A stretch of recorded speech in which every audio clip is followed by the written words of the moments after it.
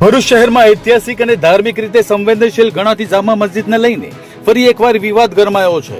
ભરૂચની જામા મસ્જિદ ચક્રધર સ્વામીની જન્મસ્થળી અને જૈન સમળી વિહાર સ્થળને લઈને લાંબા સમયથી ચાલી રહેલા વિવાદ વચ્ચે વહેલી સવારે પુરાતત્વ વિભાગ દ્વારા મોટી કાર્યવાહી હાથ ધરાતા શહેરમાં ચર્ચાનો માહોલ ગરમાયો છે।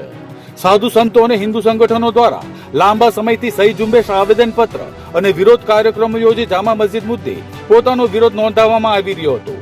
બીજી તરફ મુસ્લિમ સમાજ પણ મસ્જિદના હક અને ધાર્મિક વ્યવસ્થાને લઈને સક્રિય રહ્યો હતો। આ વચ્ચે મામલો વધુ ગંભીર બનતા પુરાતત્વ વિભાગ દ્વારા તપાસ હાથ ધરવામાં આવી હતી। તપાસ દરમિયાન જામા મસ્જિદ પરિસરમાં બનાવવામાં આવેલ વજૂખાન પુરાતત્વીય નિયમોના ભંગ સાથે ગેરકાયદેસર હોવાનું પ્રાથમિક રીતે સામે આવતા ટ્રસ્ટીઓને નોટિસ પાઠવવામાં આવી હતી। જો કે યોગ્ય અને સંતોષકારક જવાબ નહીં મળતા વહેલી સવારે ચુસ્ત પોલીસ બંદોબસ્ત વચ્ચે પ્રશાસન દ્વારા કાર્યવાહી હાથ ધરવામાં આવી હતી।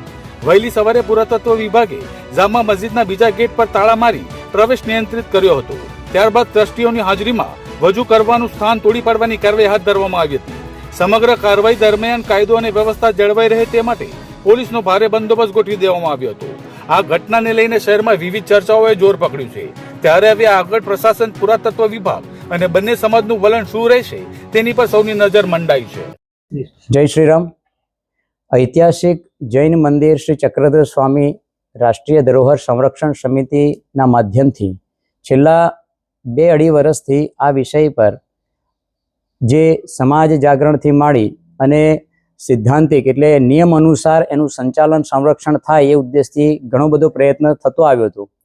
કલેક્ટરશ્રીને આવેદનથી માંડી, અનશનથી માંડી અને અન્ય કેટલાય કાર્યક્રમોનું આયોજન થયું। ઉદ્દેશ માત્ર એટલો જ છે કે આ રાષ્ટ્રીય ધરોહર છે, પુરાતત્વ વિભાગના અંતર્ગત આવનારી ધરોહર છે, તો જે પુરાતત્વ વિભાગના નીતિ નિયમો બધા જ અન્ય ધરોહરોને લાગુ પડે છે એ જ પ્રકારે આનું પણ લાગુ પડવું જોઈએ। પણ ક્યાંક 1909થી આ ધરોહર પોતાના અંડરમાં આવ્યા છતાં પણ ત્યાં અનેકો વિષયો પર ત્યાં આગળ નીતિઓનો ભંગ થયો, નિયમોનો ત્યાં ભંગ થયો છે।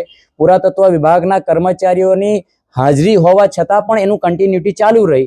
એ ઉદ્દેશથી અમારે 2 દિવસ પહેલાં પણ કલેક્ટરશ્રીને સમિતિના માધ્યમથી મળવાનું થયું, વિસ્તારથી વાત થઈ, ઈએસઆઈના અધિકારીઓને પણ ત્યાં ઉપસ્થિત કરવામાં આવ્યા હતા અને એમની સામે પણ જે કંઈ પણ વાત થયા પછી આગળ થોડા ઘણા કામો થયા હતા, પણ કેટલાક મહત્વના જે કામો હતા જે આજ દિન સુધી નહોતા થયા, જે આજે કંઈક અંશે એની શરૂઆત થઈ છે અને એ શરૂઆત ક્યાંક ને ક્યાંક રાષ્ટ્રીય ધરોહરની સુરક્ષા અને સંરક્ષણ માટે થઈને એક પહેલ સારી છે।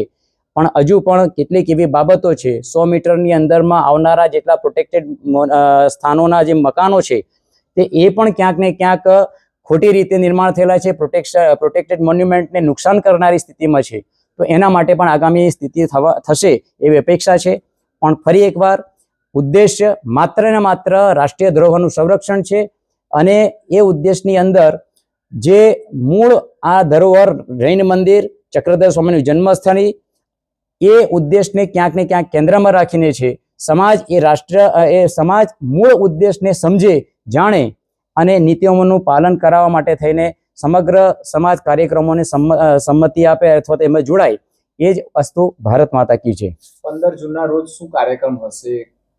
15 જૂનના રોજ જે અત્યારે આપણે સમાજ જાગરણ માટે થઈ સમાજ સુધી આ વિષયને લઈ ગયા હતા અને હસ્તાક્ષર અભિયાન આપણે કર્યું હતું।